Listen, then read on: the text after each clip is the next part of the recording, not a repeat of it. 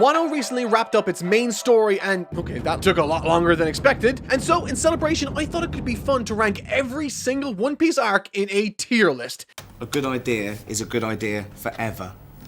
That's right, the guy that turned into a meme for saying that every arc was the best is going to try and rank this incredible collection of arcs. But first, a small disclaimer. I'm not a super fan of this series. I enjoyed the story, and these rankings are based off of my own individual experiences. Which, given that I watched very little of the anime and experienced it through producing weekly reviews, it makes my experience with this series somewhat unique, I'd say. You may agree, you may disagree, you may find my ratings rage-inducing, but look, we're all friends here. We all love One Piece, and the D tier with One Piece is most anime's A tier anyway, so with that disclosed, let's jump into the list.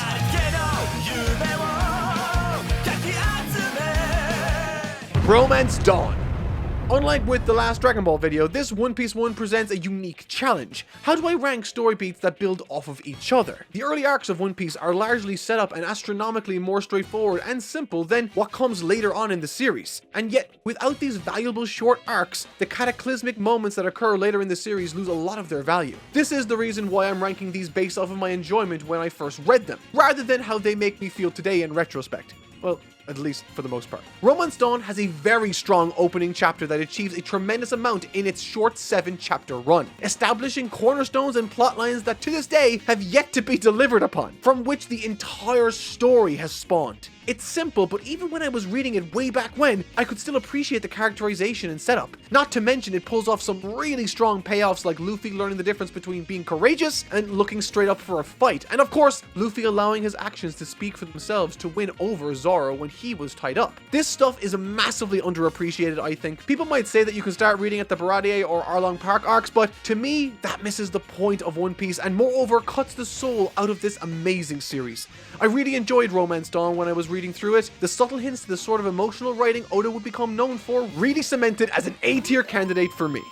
Next up, it's Nami and Buggy the Clown in the Orange Town arc. When I first thought about writing this video, my initial thought was that I would be having difficulty ranking the early East Blue material, but to tell you the truth, I love these arcs, and Orange Town is no exception. Acting as the first somewhat chunky arc to contend with a villain for a prolonged stretch of time, Orange Town manages to achieve a lot more than many might realize. Outside of the obvious, establishing characters like Nami and Buggy that both become mainstays in this high seas adventure, without this arc, fan-favorite stories like the Baratie and Arlong Park would be nearly as good as they end up becoming. We care about these arcs and the moments that spawn from them partially because Oda is so considerate and meticulous with how he constructs and paces his stories, leveraging the time the early arcs offer him to make something spectacular.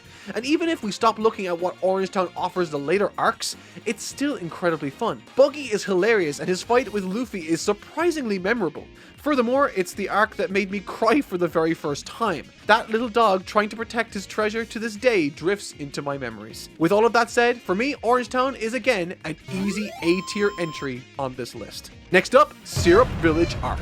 This arc is very solid, introducing us to the character of Usopp and offering us up a nice chance to see a more sinister villain along with a team-up moment at the end. It's very good, but it's not my favorite part of the East Blue material, and that's honestly because I personally didn't find it as easy an arc to cover compared to the rest of the arcs in this saga. While it does act as Usopp's introduction as well as establishing all of his idiosyncrasies and moral code, it does so through an arc that drags on a tad too long. Unlike Zoro and Nami, who have their origin largely drip-fed over the next few arcs and sagas, Usopp gets explored a lot more in this, making it feel much more like a conventional, or should I say, cliche arc. And it's not really helped by Captain Kuro. I like his reveal, I like the surprise he's involved in, but he's not nearly as fun to watch when compared to Buggy, and this arc is much longer than that. With all that said, while more conventional than other parts of the saga in execution, it succeeds in pretty much everything it sets out to achieve. Looking back, I like this arc fine. It's by no means something that should be skipped either. I think I'll slot this one in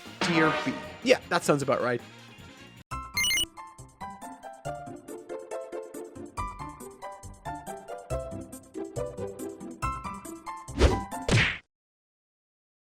Well, it's time for some grub now as we try to rank the Baratie arc. This boat looks like a fish And let me tell you, something fishy is certainly afoot. Specifically Sanji's feet, because he does the kicking stuff. Okay, yeah, whatever. Hilarious jokes aside, when I started reading One Piece, I was told to read up to the Baratie for the first video, and I'm really happy that I did. Out of the arcs covered in the first review video I made, link in the corner, it's easily the best. And I'm not just saying that for the memes. In addition to this arc establishing Sanji perfectly and delivering the best final battle the series had seen so far, this arc also builds the world of One Piece in ways more significant than anything that came before it, establishing a trend and delivering story beats that not only keep us at the edge of our seats with Nami piecing out at the end, dragging us into Arlong Park, but also gives us our first taste of just how massive and imposing the wider world of One Piece truly is, with Mihawk's introduction recontextualizing the initial chapters of One Piece's story itself, and setting expectations that this story absolutely knocks out of the park in breathtaking fashion later on down the line. Packaged all within a simple story that absolutely doesn't outstay its welcome, it also has one of the most badass lines that to this day, I still think about. 俺はウサギを狩るのに全力を出すバカな獣とは違う。 I'm not gonna lie, I really want to give this an S tier ranking. I love it so much. Screw it. It's our first S tier. Baratie is S tier. Most probably won't rate it so highly, but this is the arc that hooked me to One Piece. I love this arc, but do I like it more than what comes next? No. No, I don't. Because what's next is Arlong Park. This is where I introduce you all to the hidden tier on this list, because Arlong Park is God tier. If Baratie was the arc that hooked me, then Arlong Park was the arc that convinced me that this little high seas adventure was something genuinely special. There are a few moments from my time reading manga where a story has delivered so perfectly in a way I as a reader never saw coming. What had been a kid-friendly story with Luffy and his pals journeying across the East Blue suddenly and without warning becomes a much more mature story of trust, betrayal, and the single best friendship moment I'd ever seen committed to the pages of any manga up until that point. The entire narrative of the arc had been built around that one moment, and you definitely know the one. And its delivery of that narrative beat squeezed every last tear from my face in ways that to this day I still feel a little bit uncomfortable talking about. It benefits from all the build up over the last few arcs, and on top of that bonds us to these characters in ways that both make sense in the moment and surprise me completely with how Oda approached it. Arlong Park is God tier, end of story, enough said, moving on to Loguetown.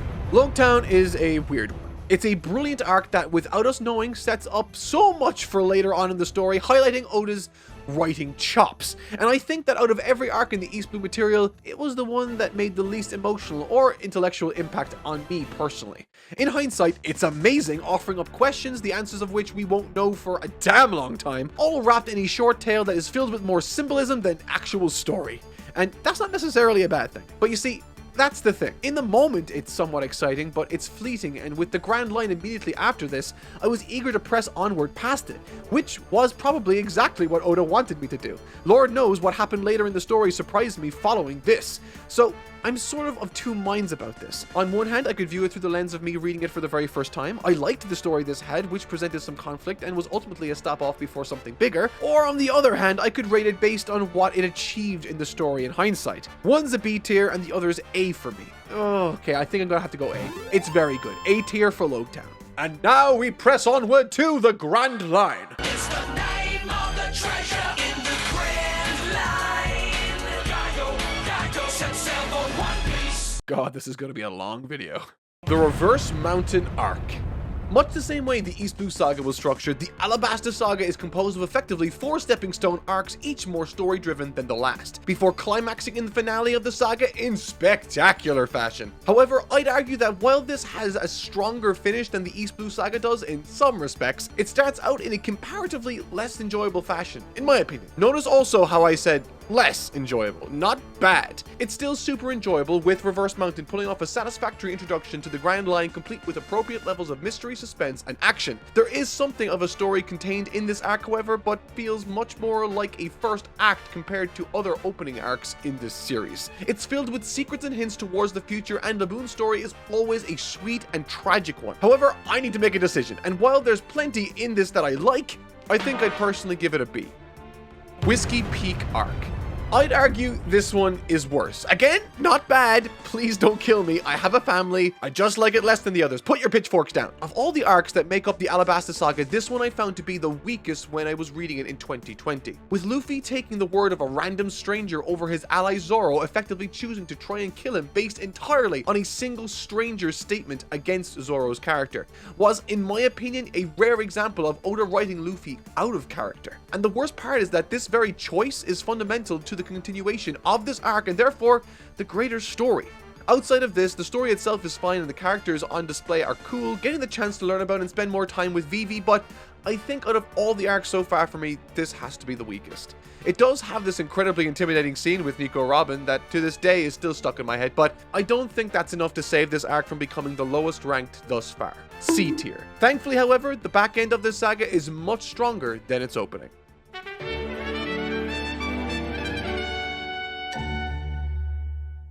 Thank you so much to Athletic Greens for sponsoring today's video. They were kind enough to send across their wonderful comprehensive all-in-one greens powder called AG1 by Athletic Greens. I've already run a marathon this year and have one more to come, so joining up with Athletic Greens made perfect sense and I'm glad to be able to work with them once again. Their AG1 powder has made keeping up with nutrition really easy. There's no need to manage all these different health tablets when this stuff has, and bear with me here, there's a lot, 75 vitamins, minerals, whole food source superfoods, probiotics, and adaptogens, all within one single easy to make daily serving. You just mix 1 scoop with water and your favorite smoothie or juice, shake it up, and you're good to go.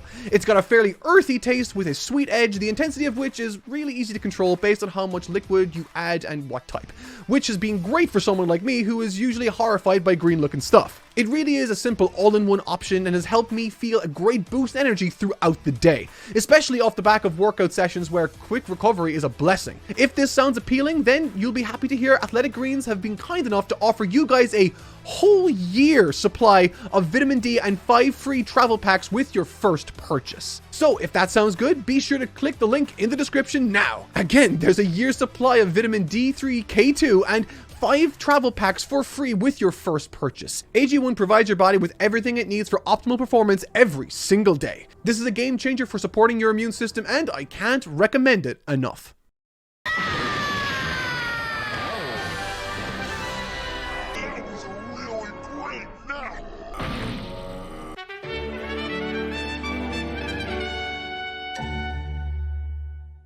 Little Garden. Little Garden is a delight and really captured my imagination in a big way.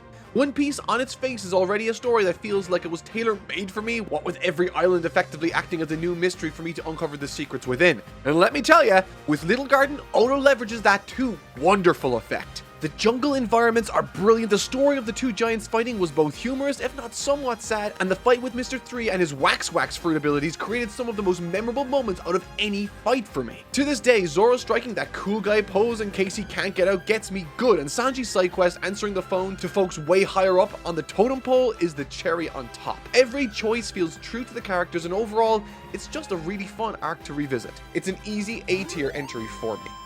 Drum Island arc. Earlier in the video, I mentioned that I had largely not viewed the anime, save for perhaps 1 or 2 moments where I needed to take a look either because the animation was so good or because my perspective seemed to be so disconnected from the wider public. This was the latter. Drum Island is wonderful, touching, and moreover offers a wonderful introduction to the character of Chopper that to this day captures the hearts of millions. But strangely, it didn't have that effect on me. As stories go, this is brilliant with a salient and touching message in keeping with the ethics and morals of the series in general. The polar environment offers a nice contrast to the tropical island hopping and again offers plenty of moments for me to latch onto as a viewer. To many, this is easily an S tier story and maybe even God tier, but honestly, for me, it's an A at best. Where others would choke up upon hearing Dr. Hiruru's dying words reach Chopper, it was, for me, that very character that I had a near impossible task of learning to love. While I can see and appreciate that he has some endearing qualities, in the manga, he's depicted as much more nefarious and, dare I say, selfish, forcing himself into the homes of innocent people, terrifying them and ultimately either doing them more harm than help, at best. And I understand that the message is you need to love what you do and then pursue it earnestly, and that he really wanted to help these people, but if what you're doing is having the exact opposite effect on these people and traumatizing these little children. Won't somebody please think of the children? then maybe stop doing what you're doing, huh? Hiruru's situation is presented as this oppressive misunderstanding, and there is truth in that, but Hiruru honestly came across as utterly insane to me in the manga, whereas in the anime, he's much more likable by comparison. I admire his passion, and the closing words of his speech are perfect for a character like Chopper, who thankfully isn't a terrible doctor like this guy was. Despite this, however, the story has some breathtaking moments like Luffy protecting Hiruru's flag from what was unfortunately the most annoying and uninteresting villain I had seen so far in the series, but the more I think about it, the more I want to put this in the B tier. It's got some really high highs, but the lows for me are rather pronounced too. I think I'll be charitable and put this in the A tier. The Alabasta arc.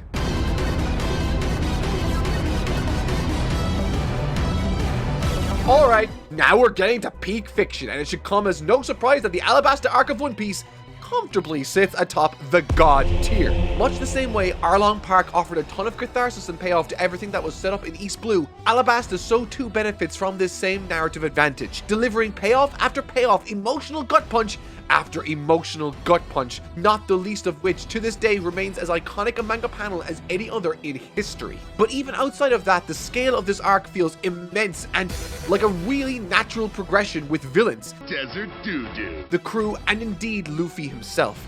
He loses badly in this arc, but manages to come back from adversity, showing his innovative mind, commitment to his team, and the real grit and tenacity that a leader like him needs. The small story of the old man in the desert with Luffy really speaks to who he is as a character. Furthermore, this also gives everyone in the cast plenty to do, given that Luffy is effectively sidelined for a decent chunk of the runtime. The arc is action-packed, touching, and filled to the brim with tremendous world building. Also, Mr. 2, need I say more? Alabasta is an easy god tier entry. It's stupidly great even to this day. The Jaya arc. These next two arcs, I got the sense while I was reading and reviewing them, weren't exactly favorites amongst the One Piece community. However, Jaya and Skypiea felt like they were made for me. However, I will say that Jaya feels less like an arc and more like a short setup or first act. There's not much of a story, although it is utterly gorgeous in how the island is depicted in the manga, with the story of Nolan the Liar acting as the framework and lens through which we understand the story moving ahead into the comparatively much longer and detailed Skypiea arc. As introductions go, this has a lot of mystery and suspense with plenty of world building and character, much of which I still think about to this day. I really enjoyed it while I was reading it too. I think I'll give this one an A. Enough rhymes to let me try to help get some people through tough times, but I gotta keep a few punchlines just in case even you unsigned rappers are hungry looking at me like it's lunchtime. I know the Skypiea arc. This was such a cool idea for a story from Oda.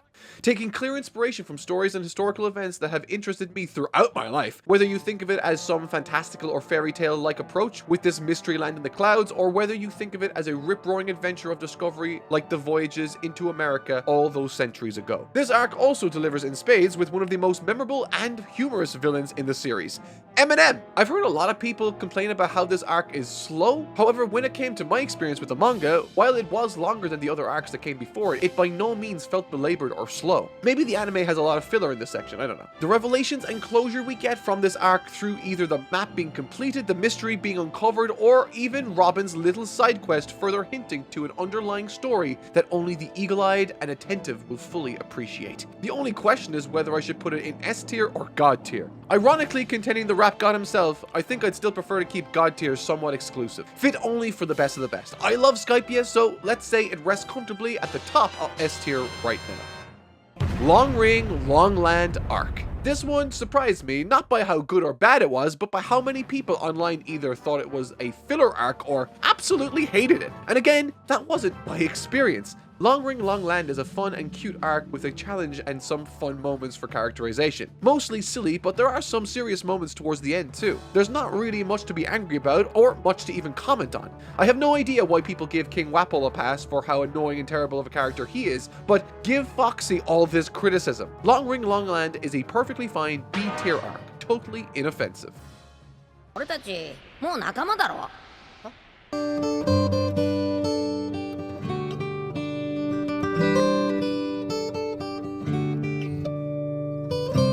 Water 7 arc. Alright, people get angry at me over this routinely, but again, I'll say it for now. I'm a much bigger fan of story than action, and despite Enies Lobby being everyone's favorite part of these two arcs, Water 7 was and remains to be this day the one I found to be the most enjoyable. First of all, the world building in this part of the story is next level and honestly the strongest in the series up until now. The way the city itself is conceived of and plays into the narrative in fundamental ways through the sea train was genius, and on top of that, weaved into the fabric of the very arc itself are a litany of colorful and sinister characters, veiled behind a mystery that steals away Robin from her allies, thus setting up the battles of Enies Lobby perfectly. And despite my saying that Water 7 was more story focused than action focused, it plays host to my favorite fight in the series, Luffy versus Usopp. Less a battle of brawn and strategy and more so one of emotions and morals. This fight pushes both of these fan favorite characters to their emotional and physical breaking points respectively, and it's incredible. The dialogue surrounding that aspect of the story might also be the strongest and most natural of its kind in the series too. There are other points in the story that hooked me greatly, but this is up there as a contender for my top 3 easily. Furthermore, words cannot describe just how much I adored this overarching story concerning the Going Merry's ultimate end. It's so well conceived of and thought through. This arc just about has everything I could ask for in a story. It has just the right amount of mystery and character in pretty much every way I can think of. We get to meet Frankie for the first time, and that ending with Sanji being the one waiting at the sea train for Robin was the perfect hook to drag me into the fabled Enies Lobby section. S tier doesn't do this one justice. For me, this is easily God tier. I loved Water 7. Enies Lobby arc. ソゲキング、あの旗撃ち抜け。了解。 This arc is so damn good too, though. Talk about an arc head to toe with suspense and drama. If Water 7 was the Act 1 and 2 of the story, then Enies Lobby is the climax and finale. Naturally, due to it dealing primarily with a considerable amount of payoff, there isn't a lot of wiggle room here for newly introduced concepts or story beats. However, that also helps this arc remain focused, and I would argue that's a strength it possesses. With the primary goal being that of rescuing Robin, everything else the gang has been dealing with suddenly becomes secondary, leading to this tremendous section on the sea train as well as their eventual infiltration into Enies Lobby against one of the scummiest characters in the entire series. CP9 gets some great shine in this also, with all of them becoming these strange devil fruit users. The giraffe one is my favorite. However, the highlight for me has to be Lucci versus Luffy and, of course, Robin's declaration of what she truly wants in life: to live. It's an exciting, turbulent, and satisfying ending to an incredible section of this manga, with the Going Merry receiving her swan song amidst her final rescue of the crew that she granted safe passage across the Grand Line. While I can't say I enjoyed it more than Water 7, it still is a comfortable S-tier candidate. Post-Enies Lobby arc. The Post-Enies Lobby material is extremely difficult to rank on this list in any sort of meaningful capacity. Even if you account for my own subjectivity in my opinion, there's too much that happens in this section for it to be considered uneventful, and far too little story meets a beginning and ending in this section to be considered substantive. I think the best way to look at this arc is as an epilogue, wherein we get the conclusion to Usopp's conflict with the crew and Luffy, that might be also my favorite part, and a strong focus on new material, like Luffy's family situation with Dragon and his grandpa Garp. There's also this crazy encounter between Ace and Blackbeard to round out the drama of the occasion also. It's certainly a memorable section and one that offers a character-appropriate conclusion to some of the lingering storylines concerning the crew, their ship, and of course, as I mentioned, Usopp's relationship with them. All the while expanding the scope of the series by offering answers and adding new questions to the back of our collective minds. I think, all in all, somewhere around A tier is okay for this one. Thriller Bark. I don't love Thriller Bark, and if you've seen my review, you'll know why. Although I think it has some of the coolest ideas for an environment in the series, what with it effectively being a giant floating ghost ship the size of an island, there are also some great comedic exchanges in this, with a large part of the humor only being possible in this very area. With that said, I wasn't massively entertained by the villain of this arc at all, and I found that in parts, particularly towards the end, the pacing suffered quite a lot in the action sequences. With that said, I will say that it does have its stronger moments too. The nothing happened moment with Zoro is again one of those moments from the series that enjoys a well-deserved iconic status. But with that said, overall, Thriller Bark just didn't thrill me. Many might disagree with this, but I'd give it a C personally.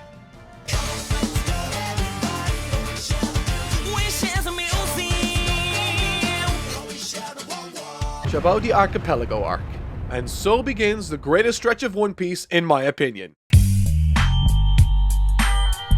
Kicking things off in superb fashion through Sabaody Archipelago. What a way to kick off this story. I mean, come on. As mentioned prior, I try to keep in perspective what the goal of each of these respective arcs is when I make my final subjective ranking at the end. And while I was reading this, I was relaxed, intrigued, and attentive until...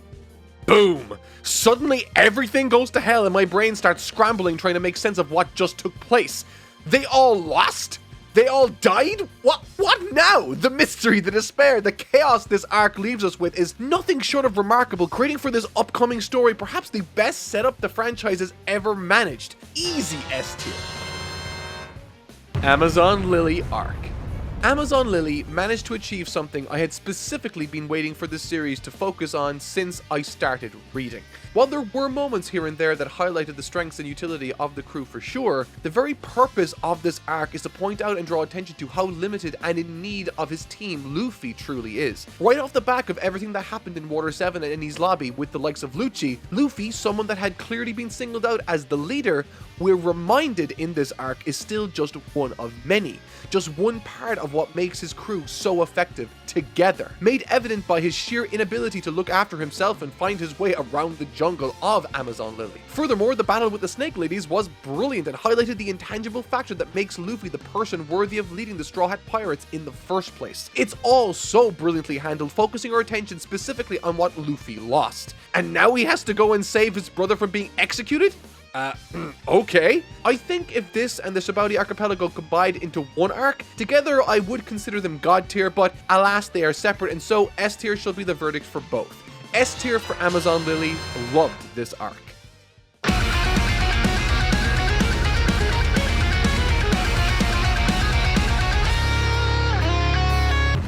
Impel Down arc. This is a crazy suspenseful arc. Has the funniest set of panels in the One Piece story, I believe, and above all else, builds the mystery and suspense around the world even more.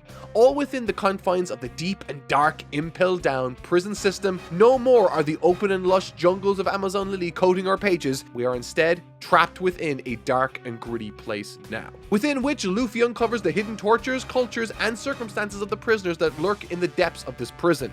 It's such a fascinating choice for an arc, and one that demonstrates Luffy's strengths as a main character yet again. Proving his real power is his ability to get people to cooperate with him, to believe in him. This is another easy S tier entry for me.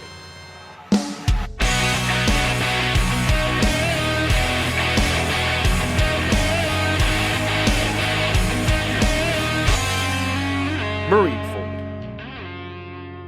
No f***ing fighting! Get the f***ing... For me, the best part of One Piece is its world building. The frenetic and chaotic energy that helps to populate the world with life, culture, civilians, pirates, politics, and navy personnel. This sense of generational power and reputation that exists in One Piece, even outside of the mystery surrounding Gold D. Roger, is enough to enthrall me in this epic conclusion to this trend-setting arc that raises the bar that One Piece had itself previously set. I think the helpful thing about concluding my decision or placement pertaining to this arc itself is that I don't really need to justify it. This arc is so spectacular and grand in scope, and yet manages to deliver a very focused and human story surrounding Luffy and his brother, as well as the passing of the torch to the next generation. And surprisingly, I managed to read this moment completely unspoiled as Oda intended. And boy, did I feel that page turn. There's no question that Marineford is God tier. You know it, I know it. It's not the most controversial take in this video, let me tell you.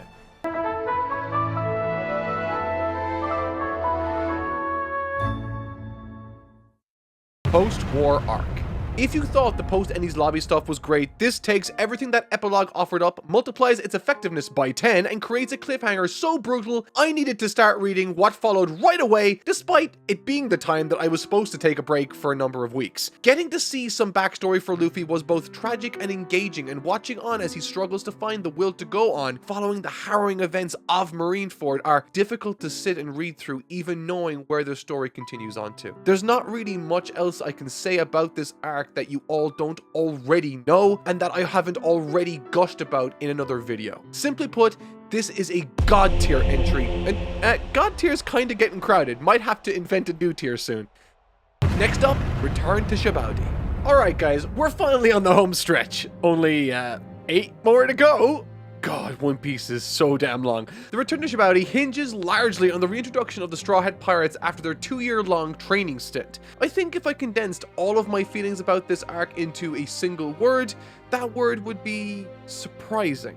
And not for the reasons you might be suspecting. If reviewing this series has taught me anything about the review process or how I should or should not approach a critique, it's that I need to account for the context within which my viewers or fans of the material might have experienced that material compared to me. I stressed this a number of times in my review series, but I'll never be able to grow up with One Piece the same way that you all did watching it today. I'll never be able to share that experience and have that same nostalgic flavor to the series that I'm sure a number of you routinely enjoy. How we digest media, when we digest media, the mood with which we digest media in, and the context within which we read or watch it helps to create a specific experience for us as fans of the story. This is why I say that my experience with One Piece is more than likely totally different to 99% of the people out there watching, as I experienced it in the context of sharing it with an online audience. It completely changes things. However, when a story can bridge that divide, if just for a moment, I think it's worth pointing out. And despite my only taking a week off from this series while I was reviewing it, the strange feeling of nostalgia I felt while reuniting with the Straw Hats was something I never expected and won't soon forget either. I had only known them for a few months at that point, and for whatever reason, in this moment it felt like I had known them my entire life. The arc is largely reintroductions and setup, but I really enjoyed it nevertheless. I'll give this one an A.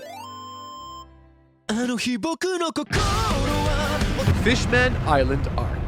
Fishman Island is one of those arcs a series has that a large portion of its fan base doesn't seem to resonate with or enjoy that much. Personally, I found it to be way better than Thriller Bark and quite entertaining from start to finish, give or take a few instances where I felt like it might have dragged here and there. In terms of world building and placement in the universe of One Piece, Fishman Island is up there with some of my favorite locations in the series. It's such a wonderfully creative idea for a civilization, ripe with secrets, new challenges unique to Devil Fruit users, coupled with a fight that has a lot of social commentary within the world of One Piece that becomes relevant in later arcs like the Reverie. It's got tons of exciting fights, insightful flashbacks, and so much more. I think I like this one a lot more than most. That's why I'm giving it an A tier ranking on this list.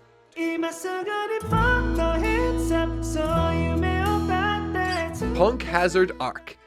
This is where I think I'm gonna make some enemies. I said it in the video review for Punk Hazard a while back, and I'll say it again. This arc just did not click with me when I read it. And I swear I don't have anything against snow islands, I just happened not to resonate that much with the 2 snow islands that there were in this series. There are of course aspects to the story that I enjoyed, much as the case with every story arc in One Piece. The mysteries associated with the narrative are some of my favorite bits. And if the world building of that story can help to facilitate that mystery and intrigue, then all the better. The first act of this arc I personally found to be the most interesting and enjoyable. Learning of the history of Punk Hazard as well as the battle of snow and fire that took place there was awesome. And some of the sequences inside the lab facility were cool too. Momo to name but a few. It's an arc that has a lot of components of what make a great One Piece arc work, but whether it was my disinterest in the goal of the story or if it was perhaps bogged down in setups for later arcs down the line, what with Dressrosa being directly connected to it and right around the corner, as well as the early setup for the big reveal of the traitor in Wano, with this being of course the introduction of the samurai also. I just felt like I was waiting more than anything for Punk Hazard to end while I was reading it, and that's a shame. It does a great job of establishing stuff for later, but the things that are local to this arc by itself that I liked became fewer and farther between as the arc went on. I think this one is a C tier for me. Dressrosa Arc. Dressrosa is oddly enough another one of those arcs I hear people complain about online, but I really had a lot of fun with this one. From the side quests with the dwarves to the tournament Luffy takes part in towards the beginning, to the core story of this land featuring Doflamingo's corruption of this land's royalty. And that's not even to make mention of the surprise return of Sabo nabbing for himself the objectively coolest devil fruit in the One Piece universe, the Flame Fruit. I love fire powers, they made me not hate Fantastic Four in 2005. Dressrosa does have its downsides, however. The sheer number of times Doffy is thought to have been bested only for him to come back again, and again, and again, became very annoying very fast. However, between the Flame Fruit, Sabo, the new scary Navy guy, and the giant birdcage set piece in the finale, also, God Usopp, need I say more? I think Dressrosa, for me, is an easy A.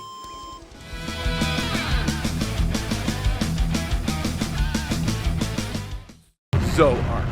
Zoe is a really interesting and cool idea. And I'll tell you from the outset that it's on the border between God tier and S tier for me. This is a brilliant arc that achieves so much in such a short span of time, and talk about an interesting island idea.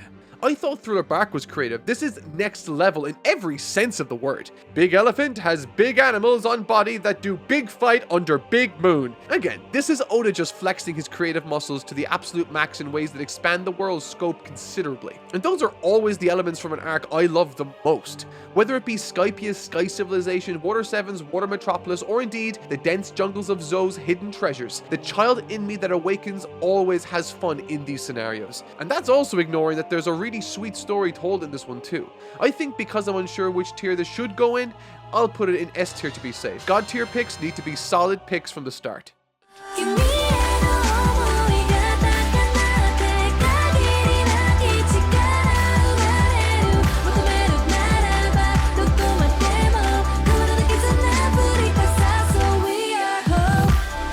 Whole Cake Island arc. Whole Cake Island is a whole lot of story, a whole lot of fighting, a whole lot of plotting, and a whole lot of characters. And jokes aside, has the best Sanji-focused story since the Baratie, which at this point in the video feels like literally years since I've last spoken about it. Here's a fun fact. Halfway through this video, I discovered I had COVID. So if my voice has sounded hoarse at any point in this video and suddenly sounded better, that's why. But I digress. Regarding Whole Cake, I think my favorite aspect of it is the Vinsmoke family and Sanji's relationship with them. Through this, we learn the source of all of his insecurities and walls that he puts up to others. We get pretty much the exact opposite interaction Luffy had with Usopp in Water 7, but in all the best ways. And Luffy slaps the heck out of him at the end. The entire section with Sanji's heartbreak and then making a resurgence is in and of itself 10 out of 10 material. Then we have action, and Luffy's fight with Katakuri is on another level, the likes of which has more depth than most single mangas have in their entire run. So it's an easy God tier entry, right? Well, it would be if not for the fact that I just found the paneling in this section to be extremely difficult to get through at times, to say the least. Unlike series like Dragon Ball or Chainsaw Man, One Piece canon often does find itself quite wordy and busy on each individual page, and that can be fine for some people, it's just not my preference. I'd prefer to read a book than have to try and figure out a complicated series of small panels any day. And for that reason alone, I'm giving this arc an S tier. The Reverie arc. And so now we have made it to the Reverie. And The big chair. it feels good to say that again. This, much like all the other segue arcs in the series, left me with so many questions, the likes of which I couldn't even begin to make sense of. Naturally, I have questions concerning The big chair. but there's also this weird pointy guy with a weird eye and this giant frosty straw hat. Like, What's even the significance of that? I ask you, does anyone have any idea? Because I don't. I'm gonna give this one an S tier for how much it screwed with my mind and how cool it was getting to see everyone from Vivi all the way to the Mermaid Princess. And finally, Wano Country arc. Finally, we are back at Wano. And those of you that paid attention to my reviews in 2020 will remember that I said that Wano was my favorite arc so far. But has my statement changed since then? When will I finish my review series on this arc? Will it be soon? Wouldn't you like to know? Well, Wano is clearly an arc that Oda cares deeply about. It has a rich sense of identity, tons happens in the story, and the battles, twists, turns, and developments that occur within this breezy 144 chapter short arc are eye-catching to say the least. Fun fact, the raid on Onigashima, which I didn't cover in my review series because I thought it was going to be over soon, has on its own 77 chapters. That's longer than most manga ever get the chance to be. Not even arcs. It's longer than most manga that are ever made get to be. And because I haven't given my opinion on what turned out to be essentially the second half of Wano proper, my ranking in this video will be based on my impression of the arc in 2020 so as not to spoil the review when I do make it shortly. So as of right now, Wano is God tier.